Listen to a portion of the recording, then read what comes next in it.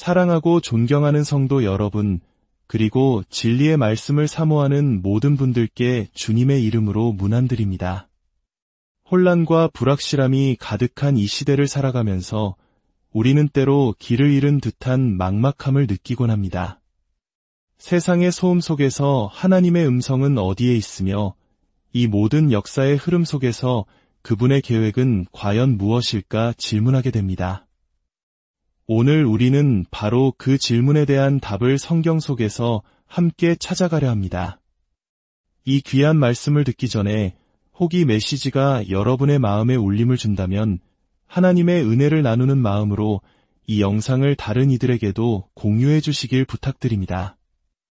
여러분의 좋아요와 구독은 저희가 이 사역을 계속해 나가는 데에 큰 격려와 힘이 됩니다. 이 말씀을 듣는 모든 분들의 삶 가운데 하나님의 놀라운 평강과 은혜가 함께 하시기를 기도합니다. 우리의 삶, 그리고 인류의 모든 역사는 결코 우연의 연속이 아닙니다. 그것은 바로 하나님의 섭리라고 불리는 거대한 이야기입니다. 예배란 바로 그 하나님의 섭리를 우리의 삶 속에서 되새기고 묵상하는 시간입니다. 나이가 들어갈수록 우리는 삶의 마디마디에서 일하셨던 하나님의 손길, 즉 그분의 섭리의 역사를 더 많이 깨닫게 됩니다. 구약과 신약 성경을 통해 그리고 교회의 역사를 통해 나아가 수십 년에 걸친 제 자신의 삶 속에서 매일같이 섬세하게 일하시는 하나님의 섭리는 제 마음을 경배와 찬양으로 가득 채웁니다. 혹자는 제게 묻습니다. 인생을 돌아볼 때 무엇을 바꾸고 싶으신가요? 물론 죄는 덜 짓고 사랑은 더 했으면 좋았겠지요. 하지만 그 외에는 아무것도 바꾸고 싶지 않습니다. 왜냐하면 제 인생은 저의 이야기가 아니라 바로 그분의 이야기였기 때문입니다. 그리고 하나님께서 제 삶에 허락하신 수많은 섭리 가운데 신실한 믿음의 동역자들과의 우정만큼 귀한 것은 없었습니다. 오늘 우리는 이사야서 6장을 중심으로 하나님의 거룩하심과 그분의 심판, 그리고 구원의 역사를 깊이 살펴보고자 합니다. 하지만 그 본질을 제대로 이해하기 위해서는 먼저 더 넓은 성경적 맥락을 짚어볼 필요가 있습니다. 잠시 사도행전 14장으로 가보겠습니다. 이사야서와는 멀리 떨어진 곳 같지만 오늘 이야기의 중요한 출발점이 되어줄 것입니다. 사도행전 14장에서 바나바와 바울은 자신들을 신처럼 떠받드는 군중을 향해 이렇게 외칩니다. 15절 말씀입니다. 여러분, 어찌하여 이런 일을 하십니까? 우리도 여러분과 똑같은 성정을 가진 사람입니다. 우리가 여러분에게 복음을 전하는 것은 여러분이 이런 헛된 일을 버리고 하늘과 땅과 바다와 그 안에 있는 모든 것을 만드신 살아계신 하나님께로 돌아오게 하려는 것입니다. 그리고 이어지는 16절에 아주 중요한 말씀이 나옵니다. 하나님께서는 지나간 세대들에는 모든 민족이 저마다 자기들의 길을 가게 내버려 두셨습니다. 인류의 역사는 시작과 끝이 정해진 직선과 같습니다. 하나님께서 시작하셨고 하나님께서 끝내실 것이기 때문입니다. 역사는 첫 창조에서 시작하여 마지막 새 창조, 즉 새 하늘과 새 땅의 창조를 향해 나아갑니다. 그것은 하나님께서 정하신 주권적인 뜻과 목적을 따라 흔들림 없이 전진합니다. 하지만 이 거대한 직선의 역사 안에는 끊임없이 반복되는 순환의 패턴이 존재합니다. 그 패턴이 바로 16절 말씀, 하나님께서 모든 민족이 저마다 자기들의 길을 가게 내버려 두셨다는 것에 요약되어 있습니다. 여기서 내버려 두셨다는 헬라어 에아오는 말 그대로 홀로 두다, 방치하다라는 의미를 가집니다. 역사 속의 모든 국가는 어느 시점에 이르면 하나님께서 그들을 그냥 내버려 두시는 지경에 이릅니다. 마치 에브라임이 우상과 연합하였으니 버려두라 하신 말씀처럼 말입니다. 모든 국가의 역사에는 하나님께서 그들을 버리시는 순간이 찾아옵니다. 이것은 어느 특정 국가에만 해당되는 이야기가 아닙니다. 이것이 바로 역사의 끝없는 순환입니다. 그렇다면 하나님께서 한 국가를 버리신다는 것은 구체적으로 어떤 모습일까요? 로마서 한 장으로 가보면 그 답을 정확하게 찾을 수 있습니다. 하나님께서는 창조 세계와 만물, 그리고 인간의 마음속에 새겨진 양심의 법을 통해 자신을 드러내 보이셨습니다. 존 칼뱅이 일반 은총이라 불렀던 비와 풍성한 계절의 열매들을 통해서도 당신의 선하심을 증거하셨습니다. 하지만 인간은 필연적으로 하나님을 아는 지식에서 출발하여 결국 하나님께 버림받는 순환의 길을 걷게 됩니다. 로마서 한 장 18절은 이렇게 시작합니다. 하나님의 진노가 불의로 진리를 막는 사람들의 모든 경건하지 않음과 불의에 대하여 하늘로부터 나타나나니 잠시 멈추어 생각해 봅시다. 하나님의 진노에는 여러 형태가 있습니다. 영원한 진노, 그리스도께서 재림하실 때 임하는 종말론적 진노, 자연재해와 같은 대격변적 진노, 그리고 모든 죄와 불의에 내재된 심은 대로 거두는 인과응보적 진노가 있습니다. 하지만 오늘 본문이 말하는 진노는 그것들과는 다른 제가 유기의 진노, 즉 버려두심의 진노라고 부르는 것입니다. 이것은 하나님께서 한 국가를 포기하고 그들의 길을 가도록 내버려 두셨을 때 나타나는 현상입니다. 더 이상 그들의 부패를 억제하지 않으실 때 말입니다. 인간은 불의함으로 진리를 억누릅니다. 하나님을 알만한 것이 그들 속에 분명히 있는데도 하나님께서 친히 그것을 알리셨는데도 말입니다. 그러나 그들은 하나님을 알면서도 하나님을 영화롭게도 감사하지도 아니하고 오히려 그 생각이 허망하여지며 미련한 마음이 어두워졌습니다.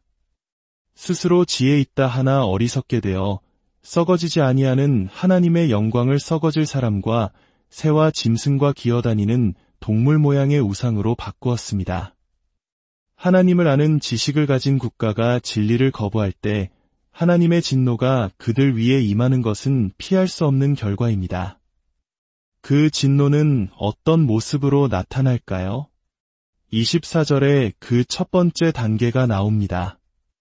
그러므로 하나님께서 그들을 마음의 정욕대로 더러움에 내버려 두사 그들의 몸을 서로 욕되게 하게 하셨으니 이것은 하나님께서 그들을 포기하셨다는 뜻입니다. 이는 죄수를 형벌을 집행하는 자에게 넘겨주는 사법적 용어입니다. 하나님은 진노하심으로 그들을 내버려 두셨습니다. 그들이 원하는 대로 아무런 제약 없이 마음의 정욕을 따르도록 말입니다. 그 결과 하나님께 버림받은 국가에서 가장 먼저 일어나는 현상은 바로 성적인 혁명입니다. 사회 전체가 성적으로 타락하고 도착적인 것에 집착하게 됩니다. 26절은 두 번째 단계를 보여줍니다. 이 때문에 하나님께서 그들을 부끄러운 욕심에 내버려 두셨으니 곧 그들의 여자들도 순리대로 쓸 것을 바꾸어 영리로 쓰며 그와 같이 남자들도 순리대로 여자 쓰기를 버리고 서로 향하여 음욕이 불릴듯 하매 남자가 남자와 더불어 부끄러운 일을 행하여 그들의 그릇됨에 상당한 보응을 그들 자신이 받았느니라. 하나님께 버림받음의 첫 번째 증거가 성적인 혁명이었다면 두 번째는 바로 동성애 혁명입니다. 로마서의 순서는 놀랍게도 여인들이 먼저 순리를 버리고 그 후에 남자들이 뒤따릅니다. 그리고 세 번째 단계가 28절에 나옵니다. 또한 그들이 마음에 하나님 두기를 싫어하며 하나님께서 그들을 그 상실한 마음대로 내버려 두사 합당하지 못한 일을 하게 하셨으니 상실한 마음이란 제대로 기능하지 못하는 마음, 즉 일종의 정신착란 상태를 의미합니다. 하나님께 버림받은 국가는 성적인 혁명, 동성애 혁명, 그리고 그 뒤를 이어 집단적 정신착란을 겪게 됩니다. 정신착란이란 남성이면서 자신이 여성이라고 생각하는 것입니다. 수많은 종류의 성별이 존재한다고 믿는 것입니다. 정신이 나간 사람들을 보호하기 위해 법을 만드는 것입니다. 자신이 남성이면서 여성이라고 생각하는 것은 자신이 감자칩이라고 생각하는 사람과 같은 범주에 속하는 일입니다. 이것이 바로 심판입니다. 로마서 한 장에 묘사된 진노의 모습입니다. 성적인 혁명, 동성애 혁명, 그리고 제대로 기능하지 못하는 마음. 이성은 파괴되었고 사회는 결코 다시 돌아갈 길을 찾지 못합니다. 그 비이성적인 생각은 행동과 문화, 심지어 법 속에 깊이 뿌리내립니다. 이 모습, 익숙하게 들리지 않으십니까? 어떤 이들은 제게 묻습니다. 심판이 다가오고 있다고 생각하십니까? 아닙니다. 심판은 이미 여기에 와 있습니다. 그리고 그것은 이미 오래전부터 시작되었습니다. 이제는 문화뿐만 아니라 사회 지도층에까지 깊숙이 자리 잡았습니다. 어떻게 돌아갈 길을 찾을 수 있을까요? 길은 없습니다.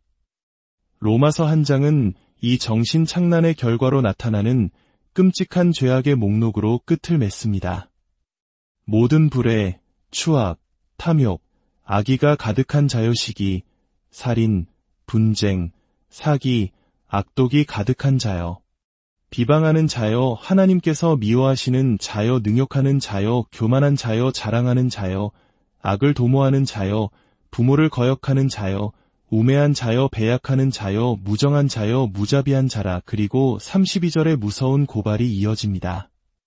그들이 이 같은 일을 행하는 자는 사형에 해당한다고 하나님께서 정하심을 알고도 자기들만 행할 뿐 아니라 또한 그런 일을 행하는 자들을 옳다 하느니라. 이는 곧 악을 합법화하기 위해 법을 만든다는 의미입니다. 이것이 이사야서와 무슨 관련이 있을까요? 이제 이스라엘의 시대로 이사야 한 장으로 돌아가 보겠습니다. 이사야의 메시지는 이스라엘이 하나님의 심판 아래 놓여 있다는 것을 선포하는 것이었습니다. 한 장 2절에서 그는 이렇게 외칩니다. 하늘이여 들으라, 땅이여 귀를 기울이라. 여호와께서 말씀하시기를 내가 자식을 양육하였거늘 그들이 나를 거역하였도다. 다시 한번 익숙한 순환의 패턴이 보이지 않으십니까? 소는 그 임자를 알고 나귀는 그 주인의 구유를 알건만은 이스라엘은 알지 못하고 나의 백성은 깨닫지 못하는도다 하셨도다. 슬프다 범죄한 나라여, 허물진 백성이여, 행악의 종자여, 행위가 부패한 자식이로다. 그들이 여호와를 버리며 이스라엘의 거룩하신 이를 만홀히 여겨 멀리하고 물러갔도다. 하나님께서는 그들의 머리부터 발끝까지 성한 곳이 없으며 온 땅이 황폐해졌다고 탄식하십니다. 시편 81편에서도 하나님은 말씀하십니다. 내 백성이 내 소리를 듣지 아니하며 이스라엘이 나를 원하지 아니하였도다. 그러므로 내가 그의 마음을 완악한 대로 버려두어 그의 임의대로 행하게 하였도다. 이것이 바로 로마서 한 장의 모습입니다. 하나님께서 그들을 완악한 마음대로 그들 자신의 사악한 계략대로 행하도록 버려두신 것입니다. 하나님을 거부했기 때문에 이스라엘 역시 과거의 모든 민족들이 겪었던 동일한 순환의 길을 걷게 되었습니다. 하나님은 그들을 내버려 두셨습니다. 그분의 제지도 보호도 거두셨습니다. 그리고 바벨론의 침공과 포로라는 끔찍한 심판이 시작되었습니다. 그 심판에 대한 가장 강력한 묘사가 바로 이사야 5장과 6장에 담겨 있습니다. 이제 우리는 이사야 5장과 6장으로 착륙하려 합니다. 5장은 포도원 비유라는 아름답지만 슬픈 노래로 시작됩니다. 이것은 장송곡이며 애가이며 통곡하는 노래입니다. 나는 내가 사랑하는 자를 위하여 노래하되 내가 사랑하는 자의 포도원을 노래하리라. 그가 땅을 파서 돌을 제하고 극상품 포도나무를 심었도다. 그 중에 망대를 세웠고 또 그 안에 술틀을 팠도다. 좋은 포도 맺기를 바랐더니 들포도를 맺었도다. 하나님은 예루살렘과 유다 사람들에게 심판을 요청하십니다. 내가 내 포도원을 위하여 행한 것 외에 무엇을 더할 것이 있었으랴. 내가 좋은 포도 맺기를 기다렸거늘 들포도를 맺음은 어찌 됨인고. 그리고 심판을 선고하십니다. 이제 내가 내 포도원에 어떻게 행할지를 너희에게 이르리라. 내가 그 울타리를 걷어 먹힘을 당하게 하며 그 담을 헐어 짓밟히게 할 것이요. 내가 또 구름에게 명하여 그 위에 비를 내리지 못하게 하리라. 이 비유에서 포도원은 바로 이스라엘 족속이요 유다 사람들입니다. 하나님은 그들에게 젖과 꿀이 흐르는 비옥한 땅을 주셨고 가나안 족속이라는 돌들을 제거해 주셨으며 가장 뛰어난 민족이라는 극상품 포도나무를 심으셨습니다. 예루살렘이라는 망대를 세우고 제사 제도라는 술틀을 마련해 주셨습니다. 그분은 정의를 바라셨으나 도리어 포악만 있었고 공의를 바라셨으나 도리어 부르짖음만 있었습니다. 그래서 하나님은 반응하십니다. 내가 너희를 보호하지 않고 완전히 노출시켜 너희가 멸망하도록 내버려 두겠다. 이것이 바로 유기의 진노입니다. 나는 너희와 끝났다. 하나님은 이어서 6번의 화 있을 진저를 통해 이스라엘의 구체적인 죄악들을 고발하십니다. 첫째는 탐욕적인 물질주의, 둘째는 방탕한 쾌락주의, 셋째는 뻔뻔하고 도전적인 죄악, 넷째는 선악을 뒤바꾸는 도덕적 타락, 다섯째는 스스로 지혜롭다 여기는 교만, 그리고 여섯째는 부패한 지도자들의 불의한 재판이었습니다. 이 모든 죄악이 들끓었기에 하나님은 그들을 내버려 두셨고 심판은 필연적인 것이 되었습니다. 하나님은 당신의 거룩하심을 모독하는 죄를 결코 용납하지 않으십니다. 그분은 이스라엘의 거룩하신 분이시며 그분의 진노는 당신의 백성을 향해 불타올랐습니다. 바로 이 지점에서 우리는 이사야 6장을 만나게 됩니다. 선지자 이사야는 깊은 곤회에 빠졌습니다. 그는 자기 백성을 사랑했지만 나라는 심판을 향해 달려가고 있었습니다. 그에게는 도움이 필요했습니다. 바로 하나님의 환상이 필요했던 것입니다. 우시야 왕이 죽던 해 이사야는 주님을 뵈었습니다. 놀라운 소식은 주님께서 보좌에 앉아 계셨다는 사실입니다. 세상의 왕은 죽었지만 만왕의 왕께서는 여전히 당신의 보좌에 앉아 모든 것을 통치하고 계셨습니다. 하나님의 주권, 이것이야말로 우리에게 가장 큰 위로를 주는 교리입니다. 그분은 보좌에 앉아 계시며 아무것도 변한 것이 없습니다. 그분의 영광은 성전에 가득했고 모든 것이 그분의 통제 아래 있었습니다. 그러나 이사야의 위로는 오래가지 못했습니다. 6날개를 가진 스랍들이 그분을 모시고 서서 서로 창화하여 외쳤습니다. 거룩하라, 거룩하라, 거룩하라, 만군의 여호와여. 그의 영광이 온 땅에 충만하도다. 하나님의 주권이 우리에게 위로가 되는 만큼 그분의 거룩하심은 두려운 것입니다. 그 외침 소리에 문지방의 터가 요동하고 성전의 연기가 충만했습니다. 하나님의 거룩하심은 실로 두려운 실체입니다. 베드로가 주님을 만났을 때 주여 나를 떠나소서 나는 죄인이로소이다 라고 고백했던 이유가 바로 여기에 있습니다. 이사야는 그 거룩하신 하나님 앞에서 자신의 죄악됨을 처절하게 깨닫습니다. 그는 6번이나 화 있을 진저라고 외쳤던 바로 그 단어를 이제 자기 자신에게 사용합니다. 화로다 나여, 망하게 되었도다. 나는 입술이 부정한 사람이요, 나는 입술이 부정한 백성 중에 거주하면서 만군의 여호와이신 왕을 배웠음이로다. 그는 자신의 죄를 입술의 부정함으로 표현합니다. 왜냐하면 입술은 마음의 생각이 가장 쉽게 드러나는 통로이기 때문입니다. 그는 다른 사람과 자신을 비교하지 않았습니다. 그는 거룩하신 하나님과 자신을 비교하고 있었습니다. 그때 스랍 중 하나가 제단 숯불을 가지고 나라와 그의 입술에 대며 말합니다. 보라, 이것이 내 입에 닿았으니 내 악이 죄하여졌고 내 죄가 사하여졌느니라. 이것은 주권적인 은혜의 놀라움입니다. 십자가의 고통스러운 속죄가 선지자의 입술에 적용된 것입니다. 그의 죄가 용서받았습니다. 그 후에야 비로소 주님의 목소리가 들려옵니다. 내가 누구를 보내며 누가 우리를 위하여 갈꼬? 그러자 갓 용서받은 죄인 이사야가 대답합니다. 내가 여기 있나이다. 나를 보내소서. 하나님은 어떤 사람을 찾으실까요? 완벽한 사람일까요? 아닙니다. 그분은 용서받은 죄인을 들어 사용하십니다. 겸손하고 기꺼이 순종하며 상한 심령을 가진 사람을 찾으십니다. 주님은 말씀하십니다. 가서 이 백성에게 이르기를. 이제 가장 중요한 부분입니다. 메시지는 무엇이었을까요? 놀랍게도 그 메시지는 이것이었습니다.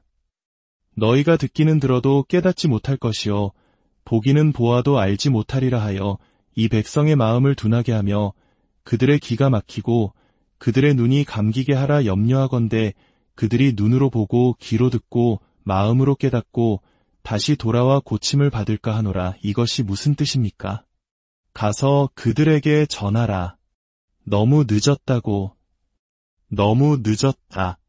너희에게는 기회가 있었지만 이제는 너무 늦었다. 심판이 도착했다. 너희는 하려 하지 않았고 이제는 할 수도 없게 되었다. 그러니 그들에게 너무 늦었다고 말하라. 이사야는 묻습니다. 주여, 어느 때까지니이까? 주님은 대답하십니다. 성읍들은 황폐하여 주민이 없으며 가옥들에는 사람이 없고 이 토지는 황폐하게 되며 그 땅 가운데에 황폐한 곳이 많을 때까지니라. 심판 아래 있는 국가를 향한 메시지는 너무 늦었다는 것입니다. 이것이 오늘날 우리 사회를 향한 메시지이기도 합니다. 너무 늦었다. 너희는 하나님께 등을 돌렸다. 하지만 이야기는 여기서 끝나지 않습니다. 마지막 절에 희망이 있습니다. 그 중에 10분의 1이 아직 남아있을지라도 이것도 황폐하게 될 것이나 밤나무와 상수리나무가 배임을 당하여도 그 그루터기는 남아있는 것 같이 거룩한 씨가 이 땅의 그루터기니라. 심판이 끝나고 나면 남은 자, 즉 그루터기가 있을 것입니다. 그들을 하나님은 거룩한 씨라고 부르십니다. 심판 아래 있는 이 나라 가운데 하나님께서 택하신 남은 자들이 있다는 것입니다. 국가를 향해서는 너무 늦었다고 외치십시오. 그러나 하나님은 복음을 통해 당신의 택하신 자들을 이끌어내실 것입니다. 신약시대로 와서 예수님께서도 요한복음 12장에서 이사야의 말씀을 인용하시며 똑같은 메시지를 전하셨습니다. 그들의 눈을 멀게 하시고 그들의 마음을 완고하게 하셨으니 예수님 시대의 이스라엘을 향해서도 너무 늦었다. 너희는 하려 하지 않았고 이제는 할 수도 없다고 말씀하신 것입니다. 사도행전의 마지막에서 사도 바울 역시 유대인들에게 이사야의 말씀을 인용하며 선포합니다. 너희가 듣기는 들어도 도무지 깨닫지 못하며 그리고 선언합니다. 그런즉 하나님의 이 구원이 이방인에게로 보내어진 줄 알라. 그들은 그것을 들으리라. 국가를 향해서는 너무 늦었습니다. 그러나 택함받은 자들에게는 아직 늦지 않았습니다. 이사야 한 장으로 다시 돌아가 보면 하나님은 모든 제사와 기도를 역겨워하시며 듣지 않겠다고 선언하신 직후에 믿을 수 있는 자들을 향해 마지막으로 간청하십니다. 오라, 우리가 서로 변론하자. 너희의 죄가 주홍 같을지라도 눈과 같이 희어질 것이요 진홍같이 붉을지라도 양털같이 희게 되리라. 국가를 위해서는 너무 늦었지만 하나님의 택한 백성을 위해서는 결코 늦지 않았습니다. 아버지 하나님, 당신의 말씀에 감사드립니다. 우리가 심판을 선포하는 일에 신실할 수 있도록 도와주옵소서. 하나님은 당신의 거룩한 심판을 통해 이 세상에서 일하고 계십니다. 우리는 당신의 주권으로 위로를 받고 제단의 숯불이 우리의 입술에 닿아 용서받았을 때 당신의 거룩함에 대한 두려움이 사라졌음을 감사합니다. 그러나 주님, 우리 주변의 사람들, 이 나라와 이 세대는 너무 늦었다는 메시지를 들어야만 합니다. 하지만 당신의 생명책에 이름이 기록된 자들에게는 결코 늦지 않았음을 믿습니다. 우리를 사용하여 그들을 회개로 부르시고 구원자 안에서 회개와 믿음을 허락하여 주옵소서. 주님께서 당신의 택한 백성을 모으시고 다시 오셔서 우리 모두를 본향으로 인도하시기를 우리 주 예수 그리스도의 영광스러운 이름으로 기도합니다.